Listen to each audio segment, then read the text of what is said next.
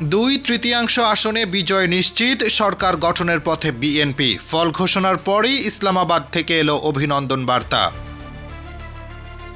জাতীয় সংসদের 2/3 বেশি আসনে জয় পেয়ে এককভাবে সরকার গঠনের অবস্থানে পৌঁছেছে বিএনপি। ফলে দলটির চেয়ারম্যান তারেক রহমানের প্রধানমন্ত্রী হওয়া এখন প্রায় নিশ্চিত। ফলাফল স্পষ্ট হওয়ার পরপরই আন্তর্জাতিক অঙ্গন থেকেও প্রতিক্রিয়া আসতে শুরু করে।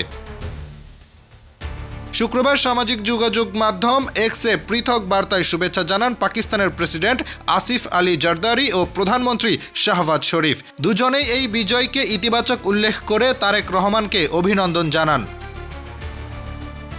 আসিফ আলী জারদারি তার বার্তায় বিএনপির বড় জয়ের জন্য তারেক রহমানকে শুভেচ্ছা জানান এবং সফল ও শান্তিপূর্ণ নির্বাচন আয়োজনের জন্য বাংলাদেশের জনগণকে অভিনন্দন জানান। তিনি বলেন, গণতান্ত্রিক অংশীদারত্ব ও পারস্পরিক অগ্রগতির লক্ষ্যে পাকিস্তান তার সমর্থন অব্যাহত রাখবে। অন্যদিকে শাহবাজ শরীফ তারেক রহমানের প্রতি উষ্ণ অভিনন্দন জানিয়ে বিএনপির বিজয়কে স্বাগত জানান। একই সঙ্গে বাংলাদেশের জনগণকে সফলভাবে নির্বাচন সম্পন্ন করার জন্য অভিনন্দন জানান তিনি। শাহবাজ শরীফ তার বার্তায় উল্লেখ করেন, বাংলাদেশের নতুন নেতৃত্বের সঙ্গে ঘনিষ্ঠভাবে কাজ করতে আগ্রহী পাকিস্তান।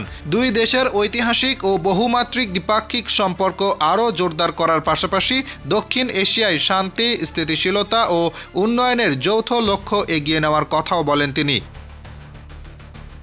নির্বাচনের ফল ঘিরে এখন দেশীয় রাজনীতিতে নতুন অধ্যায়ের সূচনা। তখন আন্তর্জাতিক মহলে শুভেচ্ছা বার্তাও ইঙ্গিত দিচ্ছে দ্বিপাক্ষিক সম্পর্কের নতুন সমীকরণ সামনে আসতে পারে। Hasibur Rahman, daily hour, Bangladesh.